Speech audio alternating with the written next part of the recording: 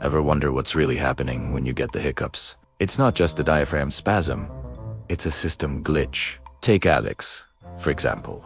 He was just trying to enjoy his morning coffee when hiccup asterisk, a minor system error occurred.